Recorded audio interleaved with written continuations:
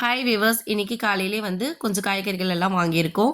ஏற்கனவே இருந்த காய்கறிகள் தான் வந்து இன்றைக்கி காலையில் மதியத்துக்கு வந்து சமைச்சிட்டோம். இந்த காய்கறிகள் வந்து இன்றைக்கி நைட்டுக்கு நாளைக்கு வந்து யூஸ் பண்ணுற மாதிரி வந்து வாங்கியிருக்கோம்.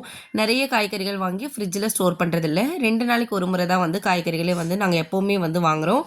என்னென்ன வெஜிடபிள்ஸ் எல்லாம் இருக்குதுன்னு பார்க்கலாம். கேரட், பீன்ஸ், பச்சை பட்டாணி, உருளைக்கிழங்கு, கேப்சிகம் வந்து 2 மட்டும் இருக்குது. கேப்சிகம் வந்து உருளைக்கிழங்கு மசாலாவில் போடும்போது டேஸ்ட் வந்து ரொம்பவே நல்லாயிருக்கும். எங்கள் வீட்டில் வந்து ஒரு பெட் வச்சுருக்கோம். இதுதான் எங்களுடைய சிண்டு.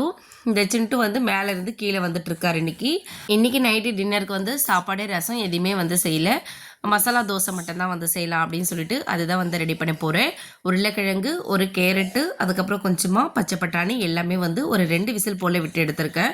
அதுக்கப்புறம் வந்து தாளிப்புக்கு எண்ணெய் ஊற்றிட்டு கடுகு, வெங்காயம் வந்து நிறைய சேர்த்துக்கணும். கேப்சிகம் நீலவாக்கில் கட் பண்ணி சேர்த்துருக்கேன். கொஞ்சமாக கொத்தமல்லி, கருவேப்பிலை, இஞ்சி பூண்டு பேஸ்ட்டு, தேவையான அளவு உப்பு சேர்த்து நல்லா வதக்கி விட்டுடலாம். அதுக்கப்புறம் வந்து ஒரு 1/2 டேபிள் ஸ்பூன் வந்து மஞ்சத்தூள் சேர்த்துருக்கேன். ஸ்பைசஸ்க்காக வந்து வேறு எதுவுமே வந்து சேர்க்கலை. பச்சை மிளகா வந்து ஒரு 2 பச்சை மிளகா பொடியை கட் பண்ணி சேர்த்துருக்கோம். இந்த பச்சை மிளகாவும் கேப்சிகமில் இருக்கக்கூடிய காரமே வந்து கரெக்டாக இருக்கும்.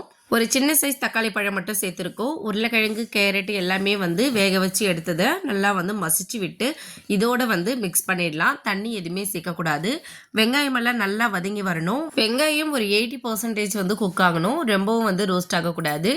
அதுக்கப்புறமா வந்து இந்த மசிச்சு வச்சுருக்கிற உருளைக்கிழங்கு, கேரட்டு, பட்டாணி எல்லாமே சேர்த்து நல்லா வந்து கலந்து விட்டுடலாம்.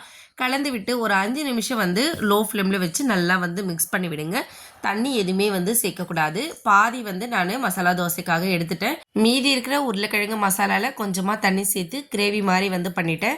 மசாலா தோசை வேணான்றவங்க அப்படியே வந்து சைட் டிஷ்ஷாக கிரேவி மாதிரி வச்சு தோசைக்கு சாப்பிட்றதுக்காக வந்து பாதி எடுத்து வச்சிட்டோம். மசாலா தோசை ஹோட்டலெல்லாம் சாப்பிடும்போது காஸ்ட் வந்து ரொம்ப அதிகமாக இருக்கும். அதே வந்து நம்ம வீட்டில் செய்யும்போது ரொம்ப சிம்பிளாக வந்து ஈஸியாக செஞ்சிடலாம். காஸ்ட்டும் வந்து அந்தளவு ஆகாது. நீங்களும் ட்ரை பண்ணி பாருங்கள். டெய்லி வந்து ஒரே தோசை செய்கிறத விட இந்த மாதிரி வெரைட்டியாக செய்யும்போது குழந்தைங்க வந்து ரொம்ப லைக் பண்ணி சாப்பிடுவாங்க. இந்த தோசைக்கு வந்து எண்ணெயும் சேர்க்கலாம், இல்லைன்னா நம்ம வந்து கீயும் வந்து ஆட் பண்ணிக்கலாம். கீ சேர்க்கும் போது தோசை வந்து இனிமேல் சாஃப்டாக வரும். இப்போ வந்து மசாலா தோசை செய்யும்போது நம்ம வந்து தோசை திருப்பி போடுறதில்ல. அதனால் வந்து ஒரு மூடி போட்டு வேக வச்சு எடுக்கணும். மூடி போடும்போது அடியிலையும் மேலேயும் தோசை வந்து நல்லாவே வந்து வெந்து வந்துடும். ஒரு 5 நிமிஷம் வந்து நல்லா தோசை குக் ஆனதுக்கப்புறமா வந்து இந்த மசாலா எடுத்து நல்லா ஸ்ப்ரெட் பண்ணி விட்டுக்கலாம். இப்போ ஹோட்டல்ஸ்லலாம் பார்த்தீங்கன்னா சென்டர் பிளேஸில் மட்டும் மசாலா வச்சு கொடுத்துருவாங்க.